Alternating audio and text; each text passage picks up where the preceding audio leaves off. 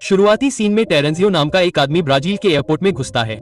वह घबराया हुआ और जल्दी में दिख रहा है। ज्यादातर लोग सोचेंगे कि उसकी फ्लाइट छूट गई है, लेकिन सच्चाई इससे बिल्कुल अलग है। वह हेल्प डेस्क से पश्चिम की टिकट मांगता है, लेकिन उसे पता चलता है कि सबसे नजदीकी टिकट 2 घंटे बाद है। फिर भी वह टर्मिनल पार करने के लिए टिकट खरीद लेता है। उसी एयरपोर्ट पर एक मशहूर इन्फ्लुएंसर एंज न्यूयॉर्क में अपने एक दोस्त से वीडियो चैट कर रही होती है। तभी अचानक उसका दम घुटने लगता है और वह बेहोश हो जाती है। एंज को चिंता होती है, खासकर तब जब वह उसकी मदद के लिए कुछ नहीं कर सकती। बाहर टीवी देख रहे लोग देखते हैं कि टीवी रिपोर्टर और लाइव शो होस्ट कैमरे के सामने बेहोश हो गए हैं। इतना ही नहीं, पूरी गली के लोग जमीन पर बेहोश पड़े हैं। दर्शकों को लगता है कि यह कोई मजाक होगा, लेकिन टेंजियो को पता है कि क्या हो रहा है। वह कहता है कि अब उसे कुछ करना चाहिए और टर्मिनल की ओर भागता है। जब एक गार्ड का ध्यान भंग होता है तो तेंजियो उसकी बंदूक छीन लेता है और सभी को उसके रास्ते से हटने के लिए कहता है। वह एक फ्लाइट की तरफ भागता है जो कुछ ही मिनटों में मॉस्को के लिए उड़ान भरने वाली है। फ्लाइट में अभी कुछ ही यात्री चढ़े हैं। जब वह अंदर जाता है और सभी को बंदूक की नोक पर रखता है तो पायलट गायब होता है और सह पायलट मैथ्यू आतंकवादी की मदद नहीं करना चाहता है। जब वे बंदूक के लिए लड़ते हैं तो एक गोली मैथ्यू की हथेली में लग जाती है और वह घायल हो जाता है। बाहर यात्री घबरा जाते हैं और फ्लाइट अटेंडेंट गैब्रिएल उन्हें शांत रखने की कोशिश करती है। तेंजियो कॉकपिट से बाहर आता है और पूछता है कि क्या कोई पायलट है। सिल्वी नाम की एक महिला उठती है, हालांकि वह केवल एक सेवानिवृत्त हेलीकॉप्टर पायलट है। टोरेंजियो के आदेश पर वह और मैथ्यू अन्य सभी यात्रियों के साथ उड़ान भरते हैं। गोली के कारण एवियोनिक्स टूट जाता है और परिणामस्वरूप विमान में कोई भी बाहर किसी से संपर्क नहीं कर सकता है। जब विमान हवा में होता है तो सिल्वी और मैथ्यू ट्रेंजियो को समझाने की पूरी कोशिश करते हैं, लेकिन वह अड़ा रहता है। वह कहता है कि वह नाटो में तैनात एक अधिकारी है और उसे कुछ ऐसा पता है जो उन्हें नहीं पता। आग्रह करने पर वह बताता है कि सूरज की किरणें घातक हो गई हैं। अगले दिन से सूर्योदय से सभी की मृत्यु होने वाली है, यहाँ तक कि वे भी जो घर के अंदर हैं। यह जापान और कोरिया जैसे पूर्वी देशों में पहले ही शुरू हो चुका है और अगर सूर्योदय उन्हें पकड़ लेता है तो विमान अगला लक्ष्य होगा। मैथ्यू और सिल्विया उस पर विश्वास नहीं करते हैं और सिद्धांत देते हैं कि वह मानसिक रूप से बीमार है। तेंजियो भी स्वीकार करता है कि वह एक बेवकूफ की तरह लग सकता है, लेकिन दावा करता है कि वह नहीं है। मैथ्यू के हाथ से बहुत खून बह रहा है जो आगे चलकर एक समस्या बन सकता है। लॉरा नाम की एक यात्री डिमेंशिया से पीड़ित एक बूढ़े व्यक्ति की घरेलू स्वास्थ्य नर्स है। वह विमान में एकमात्र चिकित्सा पेशेवर है, इसलिए वह पायलट की मदद करने की जिम्मेदारी लेती है। उनके पास घाव को बंद करने के लिए कोई सिलाई किट नहीं है, इसलिए वे गर्म चाकू का उपयोग करते हैं। मैथ्यू दर्द से चिल्लाता है और यात्री और भी घबरा जाते हैं। मैथ्यू जानता है कि अगर वे विरोध करना शुरू कर देंगे तो सभी की जान खतरे में पड़ जाएगी, इसलिए वह उन्हें बताता है कि वे मूल गंतव्य के लिए अपना रास्ता जारी रखने से पहले तेंजियो की इच्छा के अनुसार एक अलग स्थान पर उतरेंगे। मैथ्यू को उम्मीद है कि लड़ाकू विमान उन्हें बचाने आ रहे हैं क्योंकि उन्हें बंदूक की नोक पर ले जाया गया था, लेकिन किसी कारण से सिल्वी को ऐसा लगता है कि वे अकेले हैं। इयाज नाम के एक यात्री ने उन्हें बेटे के बारे में बात करते हुए सुना है और उसे संदेह है कि पायलट उनसे झूठ बोल रहा है। अचानक एक अरब यात्री खांसने लगता है और बेहोश हो जाता है। इयाज उसकी मदद करने का नाटक करता है और फिर इस प्रक्रिया में टोएंजियो की बंदूक छीन लेता है। तेंजियो के आदेश पर उसे शौचालय में बंद कर दिया जाता है और मैथ्यू से सच बताने के लिए कहा जाता है। पायलट बताता है कि वे आइसलैंड में उतर रहे हैं क्योंकि टोएंजियो पश्चिम में कहीं जाना चाहता था। वहाँ पुलिस आतंकवादी को गिरफ्तार कर लेगी और बाकी को छोड़ दिया जाएगा। वह उन्हें सूरज के बारे में भी बताता है और टोएंजियो को लगता है कि यह लोगों को मार देगा। यह सुनकर यात्री पागल हो जाते हैं। उन्हें उड़ान भरने से पहले हुई अजीबोगरीब बातें याद आने लगती हैं और वे अपने परिवार के बारे में चिंतित हो जाते हैं। मैथ्यू सबको शांत करता है और कैप्टन के तौर पर सबको बचाने की जिम्मेदारी लेता है। कुछ देर बाद वह आइसलैंड के एक एयरपोर्ट पर उतरने की कोशिश करता है, लेकिन ट्रैफिक कंट्रोल से कोई सिग्नल नहीं मिलता। जब वे जमीन को करीब से देखते हैं तो देखते हैं कि कई हवाई जहाज एक दूसरे से टकरा गए हैं और लोग इधर उधर भाग रहे हैं। उन्हें आखिरकार एहसास होता है कि तेंजियो सच कह रहा था, लेकिन रनवे ब्लॉक होने की वजह से वे लैंड नहीं कर सकते। प्लेन में स्कॉटलैंड तक उड़ान भरने के लिए बस इतना ही ईंधन है, इसलिए कैप्टन ऐसा करने का फैसला करता है और अच्छे की उम्मीद करता है। वह तेंजियो को टॉयलेट से बाहर लाता है ताकि वह सबको बता सके कि क्या चल रहा है। वह बताता है कि उसे अपने सीनियर की बातचीत सुनकर सूरज के बारे में पता चला। उसे नहीं पता कि ऐसा क्यों हो रहा है या ये जल्द ही रुकेगा या नहीं।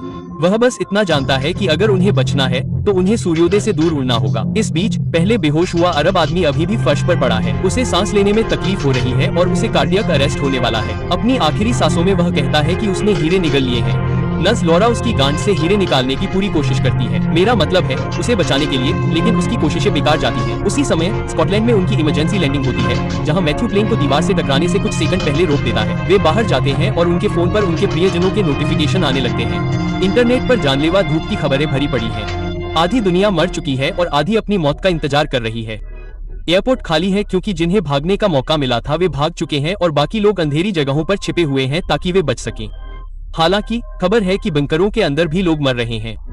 अचानक 3 रैफ सर्विसमैन उनसे मदद मांगते हुए आते हैं। सूर्योदय से पहले उनके पास केवल 45 मिनट हैं, इसलिए वे जरूरी सामान इकट्ठा करने और पश्चिम की ओर उड़ान भरने का फैसला करते हैं। यात्रियों में से एक एयरक्राफ्ट इंजीनियर जेकब है। वह अपनी गर्भवती पत्नी को बचाने के लिए उसके पास वापस जाना चाहता है, लेकिन यात्रियों की पूरी सुरक्षा के लिए उसे पीछे हटने के लिए कहा जाता है। सामान इकट्ठा करने और हवाई जहाज का टैंक भरने के बाद वे एक बार फिर उड़ान भरते हैं। एक पायलट ने सुझाव दिया कि भूमध्य रेखा से दूर उड़ान भरें ताकि सूरज की रोशनी जल्दी न पहुंचे। अगला पड़ाव कनाडा है, जहां वे हवाई जहाज में ईंधन भरेंगे और रेडियो ठीक करेंगे। कुछ देर बाद इंटरनेट ठीक हो जाता है और उनके फोन बजने लगते हैं। उन्हें ब्रसल्स में मरने वाले अपने प्रियजनों के आखिरी संदेश मिलते हैं।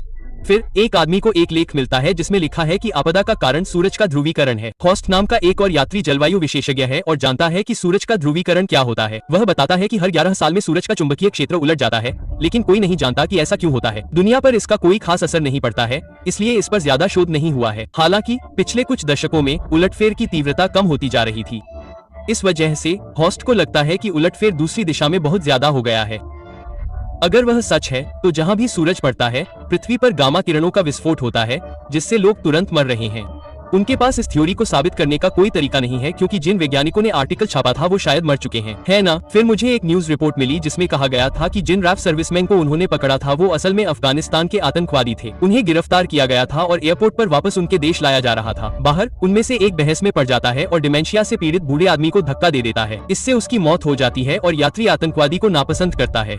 आतंकवादी होना अच्छा है, लेकिन बूढ़े लोगों को धक्का देना यार। सिल्वी मैथ्यू को न्यूज रिपोर्ट के बारे में बताती है और दोनों कनाडा में उतरने पर आतंकवादियों को छोड़ने का फैसला करते हैं। कुछ मिनट बाद वे उतरते हैं और सूर्योदय से पहले 2 घंटे होते हैं। शहर में धूप के कई शिकार इधर उधर पड़े होते हैं। आतंकवादियों को नजदीकी दुकान पर रेडियो के पुर्जे ठीक करने के लिए कहा जाता है। वे मान जाते हैं, लेकिन गैब्रिएल और जेकब को अपने साथ ले जाने पर अड़ जाते हैं। समस्या यह है कि जेकब को इस प्लान के बारे में पता है, लेकिन गैब्रिएल को नहीं। इसलिए जब वे दुकान में होते हैं और जेकब आतंकवादियों को एक कमरे में बंद कर देता है तो गैब्रिएल उसके साथ आने से मना कर देती है। जेकब उसे मनाने में जरा भी समय बर्बाद नहीं करता। अंत में वह आतंकवादियों द्वारा पीछा किए जाने के दौरान हवाई अड्डे तक पहुंच जाता है, लेकिन गैब्रिएल शहर में वापस रह जाती है। हवाई जहाज उसके बिना उड़ान भरता है। आतंकवादी उसका पीछा करते हैं और एक गोली से खिड़की पर वार करने में सफल हो जाते हैं। यात्रियों के लिए सौभाग्य की बात है कि गोली केवल एक दरार बनाती है, इसलिए यदि वे एक समान ऊंचाई पर रहते हैं तो यह नहीं टूटेगा। डोमिनिक नाम का एक गंभीर रूप से बीमार बच्चा भी विमान में है। एज उससे बात करने की कोशिश करता है, लेकिन उसकी अति सुरक्षात्मक माँ जारा उसे दूर जाने के लिए कहती है। अचानक उन्हें हवाई से किसी से रेडियो सिग्नल मिलता है। बातचीत बीच में ही रुक जाती है, लेकिन वे मानते हैं कि कुछ बचे हुए लोग पानी के नीचे बंकर में रह रहे हैं, इसलिए वे जीवित हैं। मैथ्यू जल्द से जल्द हवाई के लिए रवाना होना चाहता है, लेकिन सिल्वी को लगता है कि एक अस्पष्ट संदेश के कारण वहां जाना बेवकूफी होगी। इस बीच टोएंजियो इस बात से नाराज है कि कप्तान को सभी निर्णय लेने हैं। वह विरोध करता है और सभी इस बात पर सहमत होते हैं कि वे अब से निर्णय लेने के लिए मतदान करेंगे। जैसे ही चीजें शांत होने लगती हैं, एक ही समय में कई अलार्म बजते हैं जो विमान में खराबी का संकेत देते हैं। समस्याओं का विश्लेषण करने पर मैथ्यू को पता चलता है कि पहले विमान का पीछा करने वाले आतंकवादियों में से एक ने खुद को लैंडिंग गियर से जोड़ लिया है। अगर वह वहीं रहता है तो वे उतर नहीं पाएंगे, इसलिए मैथ्यू जितना संभव हो उतना ऊपर उड़ने का फैसला करता है ताकि तापमान और ऑक्सीजन की कमी उसे नीचे ले जाए। हालांकि वह टूटी हुई खिड़की पर ध्यान नहीं देता है। दबाव के अंतर के कारण यह टूट जाता है, जिससे विमान के अंदर अफरा तफरी मच जाती है। यात्री खुद को टक्कर के लिए तैयार करते ही चीजें आसमान में उड़ जाती हैं। मैथ्यू जल्दी से विमान को कम ऊंचाई पर ले आता है और जेकब कुछ समय के लिए खिड़की को बंद करने के लिए लकड़ी के बोर्ड का उपयोग करता है। हर कोई शांत हो जाता है, लेकिन डोमिनिक को सांस लेने में तकलीफ होती है क्योंकि उसकी श्वसन नली उड़ जाती है। एज एक योजना के बारे में सोचता है और ऑक्सीजन पाइप का उपयोग करके श्वसन नली बनाता है। जारा आभारी और शर्मिंदा है कि उसने पहले एज के साथ बुरा किया था। कप्तान सभी को बताता है कि हवाई अब कोई विकल्प नहीं है, क्योंकि वे इस ऊंचाई पर समय पर कभी नहीं पहुंच पाएंगे। सबसे उचित विकल्प अलास्का द्वीपटू में उतरना होगा। इसके अलावा अशांति लटके हुए आतंकवादी से छुटकारा पाने में सक्षम नहीं थी। अगर यह आतंकवादी न होता तो यह आदमी सुपरमैन होता। जेकब और तेंजियो के रूप में मैं हवाई जहाज के नीचे जाता हूं और उसे देखने के लिए हवाई जहाज के फर्श पर एक छेद बनाता हूं। तेंजियो अपनी बंदूक से अंधेरे में निशाना साधता है, लेकिन अपराधी उसे खींच लेता है और उसे लगभग मार ही डालता है। किस्मत से तेंजियो उसकी मदद के लिए आता है और आतंकवादी को मार डालता है। यात्रियों को यह पता चलने से पहले कि अरब यात्री की मौत का कारण वह था, वह कुछ मिनटों के लिए उनका हीरो बन जाता है। वे उसके शरीर को कनाडा में दफनाते हैं, जहां एक आदमी ने उसका पेट काट दिया था। अस कबूल करता है कि वह एक ठग है जो ब्रसल्स से मॉस्को तक हीरे की तस्करी कर रहा था। हीरे उसकी सहमति से अरब व्यक्ति के शरीर के अंदर थे, लेकिन उसकी मौत इसलिए हुई क्योंकि उसने घबराहट में निर्देशों का पालन नहीं किया। कबूलनामे को सुनकर कुछ यात्री विरोध करते हैं कि अयाज को आतंकवादियों की तरह छोड़ दिया जाना चाहिए, लेकिन कुल मिलाकर वोट अयाज के पक्ष में जाते हैं। नतीजतन उसे एवियोनिक्स बे में हथकड़ी लगा दी जाती है। अगले दृश्य में वे अलास्का में उतरते हैं और उड़ान भरने से पहले टैंक को फिर से भरते हैं। हवा में उड़ते ही जलवायु वैज्ञानिक हॉस्ट को कुछ अजीब सा पता चलता है। कनाडा में उन्होंने जो फल तोड़े थे उनका स्वाद ऐसा था जैसे उनमें कोई स्वाद ही न हो। उनका मानना है कि ऐसा इसलिए है क्योंकि गामा किरणें इतनी तीव्र हैं कि वे भोजन की परमाणु संरचना को बदल रही हैं। सबसे चिंताजनक बात यह है कि इससे भोजन का पोषण मूल्य कम हो जाता है। अगर ऐसा ही चलता रहा तो वे कुछ हफ्तों में भूख से मर जाएंगे। इस फिल्म में दिखाया गया विज्ञान पूरी तरह से बकवास है। मैथ्यू खतरे को स्वीकार करता है, लेकिन दावा करता है कि उनकी प्राथमिक चिंता सूरज से दूर भागना होनी चाहिए। पिछले कुछ घंटों से वह खुद पर नियंत्रण खोने लगा है। सिल्विया उसे आराम करने के लिए कहती है, लेकिन वह उस पर चिल्लाता है, जो कि उसके सामान्य स्वभाव के विपरीत है। यात्री उसे आराम करने के लिए मजबूर करते हैं और उसे कॉकपिट से बाहर ले जाते हैं। हालांकि मैथ्यू नाराज है, लेकिन अगले कुछ घंटों तक सोने का वादा करता है। कुछ देर बाद वे रेडियो पर एक और सिग्नल सुनते हैं और दो लोगों को बात करते हुए सुनते हैं हैं, लेकिन समूह को केवल स्टार 17 कहते हुए सुनाई देता है। उन्हें जल्द ही पता चल जाता है कि फोन पर बात करने वाला व्यक्ति अंतरिक्ष में एक कॉस्मेनॉट है। वे हैरान हैं कि ऐसा कोई जीवित है, लेकिन इसका मतलब ये भी है कि वह पृथ्वी पर स्थित नियंत्रण कक्ष से बात कर रहा है। बचने की नई उम्मीद के साथ वे ब्रसल्स में नाटो मुख्यालय जाने का फैसला करते हैं, जहां यह सब शुरू हुआ था। इस डर से ब्रसल्स में उतरने के बाद सूरज निकलने में उनके पास 4 घंटे होंगे, इसलिए उन्हें टोएंजियो की मदद से मुख्यालय में गुप्त बंकर के बारे में कुछ जानकारी मिल सकती है। बाहर लॉरा को मैथ्यू शौचालय में बेहोश मिलता है। यह पता चलता है कि उसकी हथेली पर लगी चोट संक्रमित हो गई है और रक्त विषाक्तता हो गई है। यही कारण है कि वह पहले इस तरह का व्यवहार कर रहा था। समस्या को हल करने के लिए उन्हें संक्रमित ऊतक को काटना होगा। लॉरा कहती है कि अगर वे अस्पताल पहुंचने में कामयाब हो जाते हैं तो वह ब्रसल्स में ऑपरेशन कर सकती है। हालांकि मैथ्यू के बिना सिल्वी अपने दम पर विमान नहीं उतार सकती। यात्री उससे विनती करते हैं क्योंकि वह उनके पास एक पायलट के सबसे करीब है, लेकिन वह जानती है कि वह केवल एक हेलीकॉप्टर ही उतार सकती है। फॉस्ट उसे समझाता है कि अगर वह पहल नहीं करेगी तो सभी मर जाएंगे। इसके बाद सिल्विया को प्लेन लैंड करने के कुछ वीडियो दिखाए जाते हैं, लेकिन जब उसे असल में काम करना होता है तो वह घबरा जाती है। एक भयंकर तूफान आता है और सभी लोग सबसे बुरे हालात के लिए खुद को तैयार कर लेते हैं। अंत में उनकी लैंडिंग बहुत बुरी होती है, लेकिन इसके अलावा प्लेन और यात्री दोनों सुरक्षित रहते हैं। सभी सिल्वी के लिए तालियां बजाते हैं और आपदा के बीच इस उपलब्धि का जश्न मनाते हैं। ज्यादा समय बर्बाद न करते हुए वे अलग अलग काम करने के लिए 3 समूहों में बन जाते हैं। 2 आदमी एयरपोर्ट पर ईंधन भरने के लिए रुक जाते हैं। ज़ारा, लॉरा और उसका समूह मैथ्यू को नजदीकी अस्पताल ले जाता है, जबकि टोएंजियो और रिक नाम का एक आदमी नाटो मुख्यालय जाते हैं।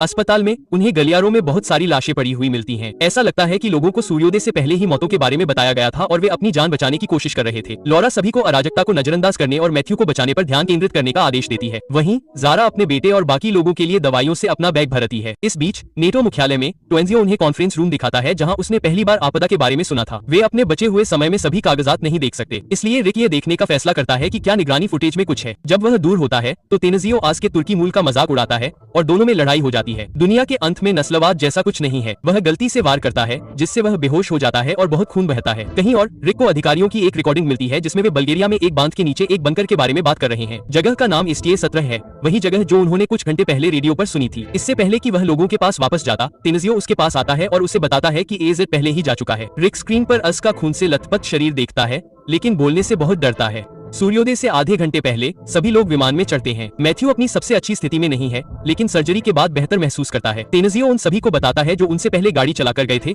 लेकिन वे अब उसके लौटने का इंतजार नहीं कर सकते। भारी मन से वे इंजन चालू करते हैं, तभी अचानक एक कार प्लेन के सामने आकर रुकती है और इयाज बाहर आता है। अगले सीन में तेनजियो को एवियोनिक्स बे में हथकड़ी लगाई जा रही है। सिल्वी सबको बताती है कि अगर बुल्गेरियाई प्लान काम नहीं करता है तो उनके पास दूसरे डेस्टिनेशन तक पहुंचने के लिए न तो पर्याप्त ईंधन होगा और न ही समय। जब वे लैंड करते हैं तो सबको तैयार रहना चाहिए, क्योंकि बंकर तक पहुंचने के लिए उनके पास केवल 20 मिनट होंगे। अस टॉयलेट में होता है, तभी अचानक उसे दौरा पड़ता है। यह कुछ सेकंड के लिए रहता है और उसे लगता है कि बहुत ज्यादा खून बह जाने के कारण ऐसा हुआ है। हालांकि वह दूसरों को कुछ नहीं बताता। जब वह बाहर आता है तो उससे पूछा जाता है कि वह तेनजियो के साथ क्या करना चाहता है। उसे मौत की सजा नहीं देना चाहता, इसलिए वह उस आदमी को बंकर में अपने साथ ले जाता है। कुछ देर बाद वे बुल्गेरिया एयरपोर्ट पर उतरते हैं और 2 अलग अलग गाड़ियों में सवार होकर 2 ग्रुप में बंट जाते हैं। सिल्वी पहली गाड़ी चलाती है और आगे बढ़ती है, जबकि दूसरी गाड़ी चलाती है। रास्ते में उसे फिर से दौरा पड़ता है, जिससे वे दुर्घटनाग्रस्त हो जाते हैं। पहली कार काफी दूर जा चुकी थी और ग्रुप के पास इतने कम समय में उसके साथ चलने का कोई रास्ता नहीं था। एक चौराहे पर सिल्वी दाएं मुड़ती है और एक आधे खुले गेट पर पहुंचती है। एक यात्री उसे छूने की कोशिश करता है और बिजली की वजह से उड़ जाता है। इसके अलावा गेट खुला रखने के लिए उन्हें एक बटन दबाते रहना पड़ता है। खुद को बचाने के लिए तेनजियो दूसरों का इंतजार करने की पेशकश करता है, जबकि सिल्विया और ग्रुप अंदर जाते हैं। जाने से पहले सिल्वी उसे स्टैंड से हथकड़ी लगा देती है ताकि वह उन्हें धोखा न दे। यह भी पुष्टि करता है कि वह तभी रिहा होगा जब दूसरा ग्रुप आएगा। हालांकि एज और ग्रुप चौराहे पर बाएं मुड़ते हैं और बांध के दूसरी तरफ से एक समान गेट पर पहुंचते हैं। वे अपने कपड़ों का उपयोग करके ऊपर और प्रवेश द्वार से आगे बढ़ते हैं। अंत में वे सभी बंकर के प्रवेश द्वार पर पहुंचते हैं।